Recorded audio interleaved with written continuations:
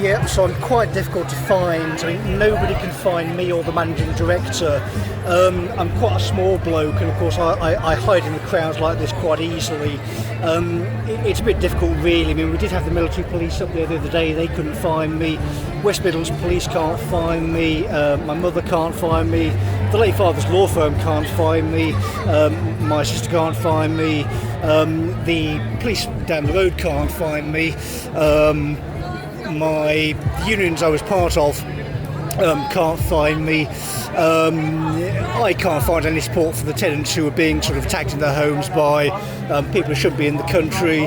Max Corler can't find me because he referenced quote-unquote conspiracy theories when we would have had Helen on the phone in 2020 to have a chat with him.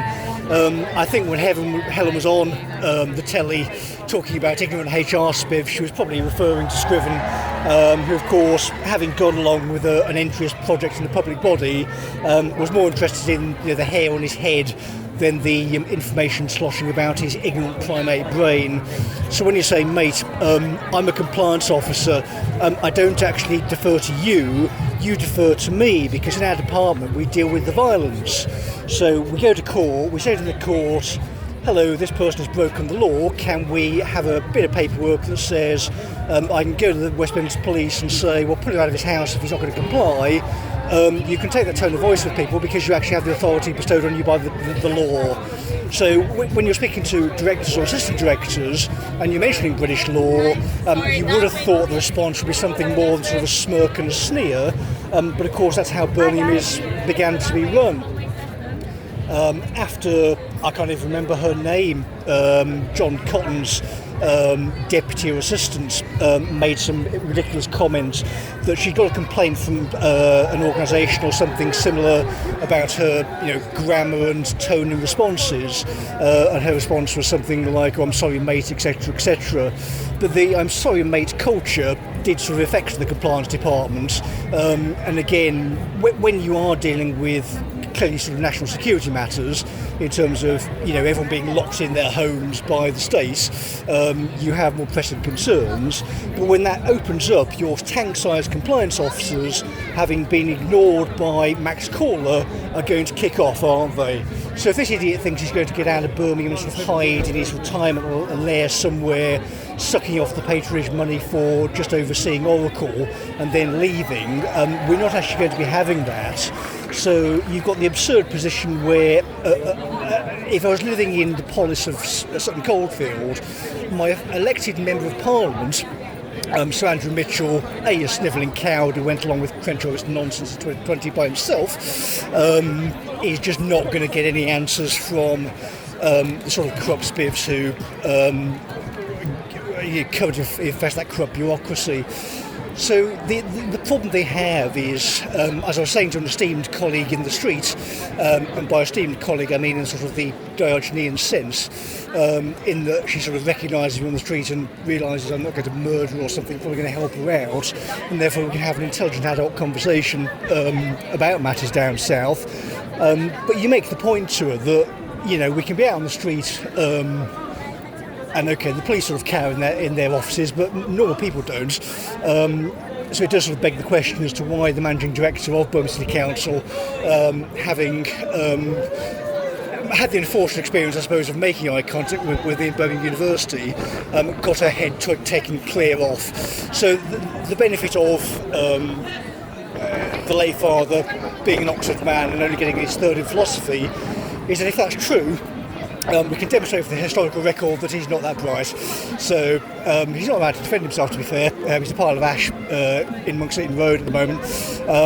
But if he was honest, if you could force him to be honest, if you could drag him up to Scotland by his ear and introduce him to the sort of people I know up here, we could force him to be honest in various ways, and then all of this unfortunate nonsense would be ironed out. But we can't actually iron anything out at the moment because, as my homeless associate suggested, that maybe taking legal action against the city of Birmingham might be a good idea. And of course I concur, but it's just that the tribunal judge decided that he couldn't send through a reply and suggested we put in an appeal. So I don't really see what the appeal would be at this point, other than can this person be removed from the British justice system. But the issue is, I mean, for all the background and all that kind of stuff, you do actually need someone to follow the process through. So from first action, whatever that is in the legal terms, you've already set them on fire, so we're a bit late for that.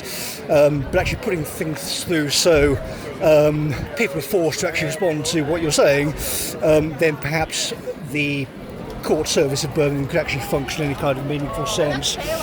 So the current position is, if you are paying money to the City of Birmingham to house you, and a possession order comes through your letterbox, what you should do is go to the court and say, well, I don't know who this guy is, I've never seen him, he's quite mysterious, but I hear he's pretty big, and if this guy's fucking off, I'm probably going to too. But because you're forcing me out of my home because of the antics of the managing director, you probably owe me quite a lot of money.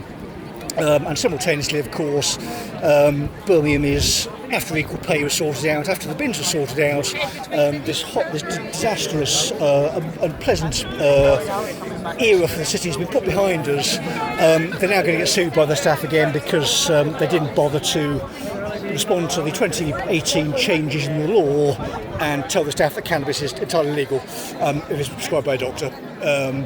So if you want damages, preventing your workforce from getting legally prescribed psychiatric medication is quite bad. Also, never doing occupational health ever is quite bad if Varney was in charge of the city. And I don't even want to know, I don't even want to think about Varney, sorry, my brain wants to be clear of filth. But the current situation, of course, is just absurd. I mean,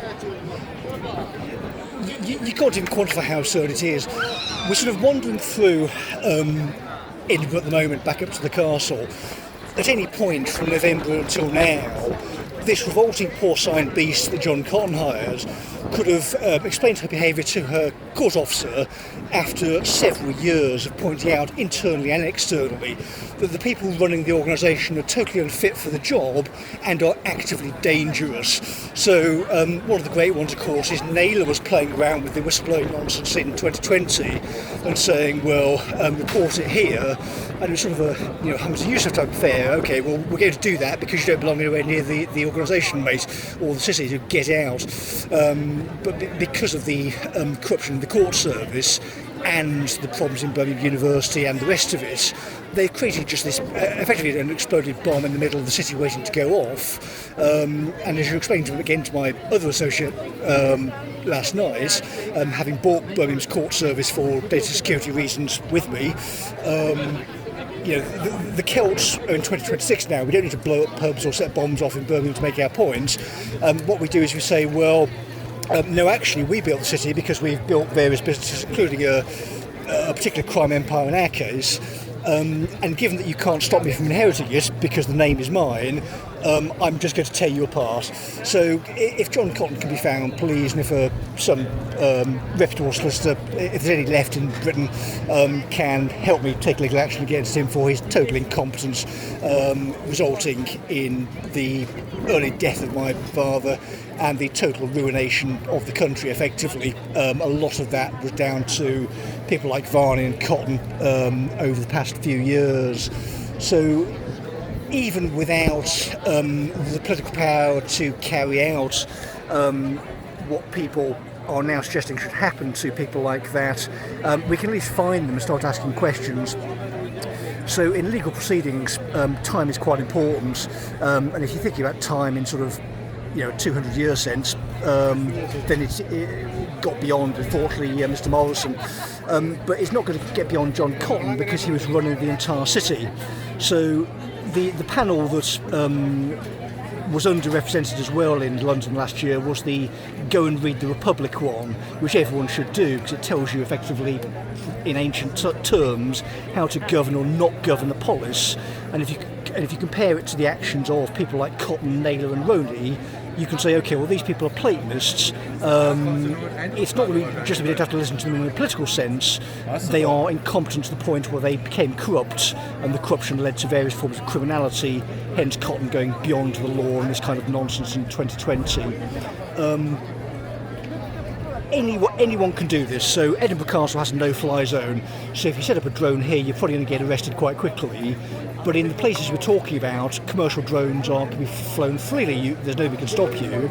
So if you've got a camera on one of these things, we're having a look at ones which are now a couple of £1,000, good range, are pretty automated. You don't need to be terribly good to pilot one, and they can find these people. So the good thing about Britain is, if it's not illegal, you can do it.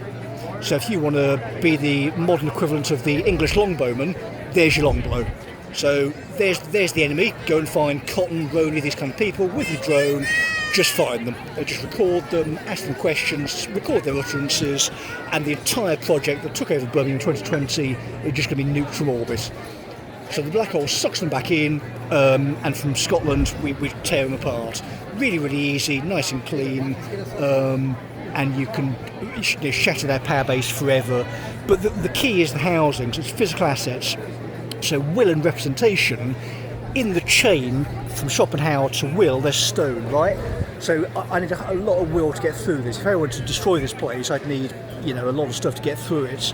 But I'd need more than the explosive and that kind of stuff. You'd need the people willing to let you do that. You need a chain of people around you to look at this and say, well, that's a project worth doing.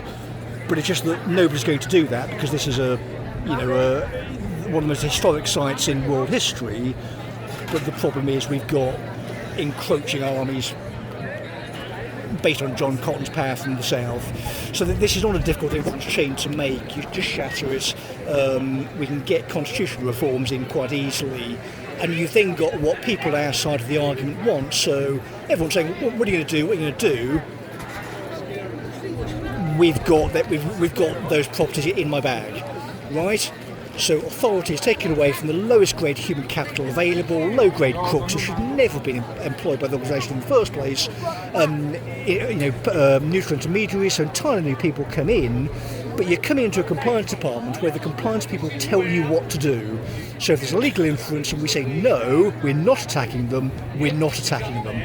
So there's going to be a lot of not attacking people in the court service at the moment until I've returned to that city.